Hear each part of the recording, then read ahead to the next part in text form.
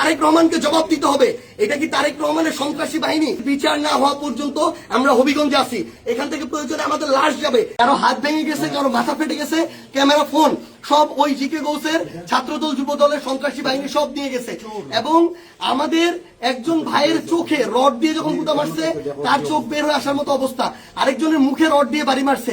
এই ভাইদেরকে এবং উনি আমার জেলা সেক্রেটারি এনসিপির, উনি একজন ভাইকে বাঁচাইতে গিয়ে রড দিয়ে উনার এই কনুই ভেঙে শেষ করে দেওয়া হয়েছে। আপনারা একটু কাছে নিয়ে আসেন। আপনারা যদি দেখেন যে এখানে উনার হাতটার কি অবস্থা হয়েছে, এই জায়গায় মানে এটা ধরার মতো কোনো অবস্থা নেই।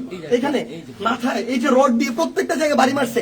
আমরা যখন আমাদের এই আহত 7-8 জন ভাইকে নিয়ে সদর হাসপাতালের দিকে যাইতেছিলাম তাদের চিকিৎসার জন্য, তখন সদর হাসপাতালের সামনে ওই 24শে জুলাইয়ের সময় যেমন খুনি বাহিনী যেভাবে আক্রমণ করছিল হাসপাতালের গেটে, ঢাকা মেডিকেলের গেটে, ওইভাবে আমাদেরকে খুনি বাহিনী এইখানে ছাত্রদল যুব দলের সন্ত্রাসী ক্যাডাররা, জিকে গাউসের ক্যাডাররা, তারা আমাদেরকে আক্রমণ করে হাসপাতালে পর্যন্ত ঢুকতে দেয় নাই। এখন আমি যখন আমার ভাইদের নিয়ে যাচ্ছিলাম, তারা আমার হাতে পর্যন্ত রড দিয়ে বাড়ি মারছে, ইট মারা শুরু করে, এরপরে রড থেকে শুরু করে যত ধরনের তাদের লাঠি সোটা এগুলো তারা মারা শুরু করে।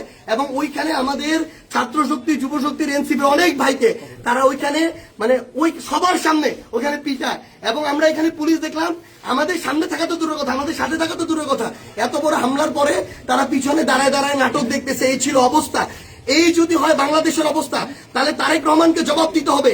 এটা কি তারেক রহমানের সন্ত্রাসী বাহিনী, যেই বাহিনী মানুষের উপরে এইভাবে শুধুমাত্র দ্বিমত করার কারণে, সমালোচনা করার কারণে এইভাবে আক্রমণ করতেছে?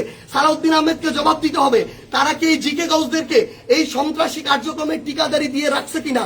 এর বিচার না হওয়া পর্যন্ত আমরা হবিগঞ্জে আছি। যদি পারে আমাদেরকে মেরে ফেলবে, এখান থেকে প্রয়োজনে আমাদের লাশ যাবে, কিন্তু এর বিচার, এর জবাব তারেক রহমানকে দিতে হবে।